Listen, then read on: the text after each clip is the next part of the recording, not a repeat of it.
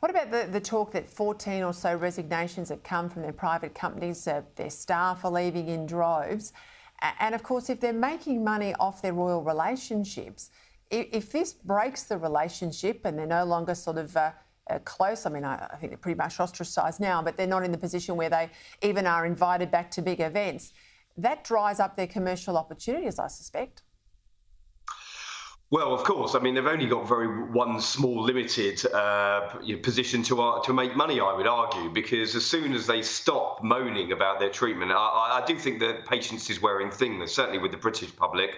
As I say, I was in America last week, and I don't think the Americans care very much for them. They might be turning up to a couple of glitzy film premieres or accepting certain awards to keep themselves relevant. But overall, certainly the people that I'd spoken to couldn't care less. And so, you know, they will run out of road. And yet you'd seen the rest of the royal family uniting. Just last night, they were at Buckingham Palace, uniting for a reception at diplomatic corps. And then we had Kate and William in Boston last week, carrying on without fanfare, even though Harry and Meghan did their best to torpedo that mini tour. So, listen, it's definitely a tale of two families at the moment. And how much more can Harry and Meghan have to say? I definitely think, regardless of what they say, people will get a bit sick and tired of it.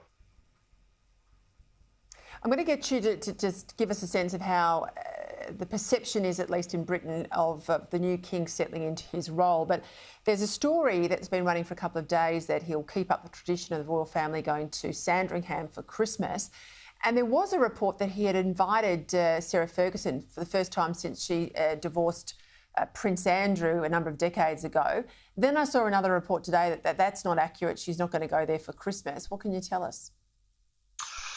Well, I think that the king, and knowing people that are around him a lot of the time, is one. His main tact is of unity. I mean, he wants to come into the top job, as it were, as seamless as possible. He definitely had extended an olive branch to Harry and Meghan. That olive branch had it been extended to Sarah Ferguson. Certainly, my understanding was that he wanted all of the family to try and spend Christmas together, to try and let bygones be bygones. And certainly, Harry and Meghan have refused that invitation, as has Sarah Ferguson. I don't know whether they were going to be staying in the main house or one of the cottages on the estate, but I think it speaks volumes of Charles coming forward and trying to get everyone together. But as far as Harry and Meghan are concerned, I think division is the only way forward for them two at the moment. Well, I'll let you go because you're going to batten down the hatches with this release tomorrow, and I'm sure you will be busy in coming days. Russell Myers, thank you.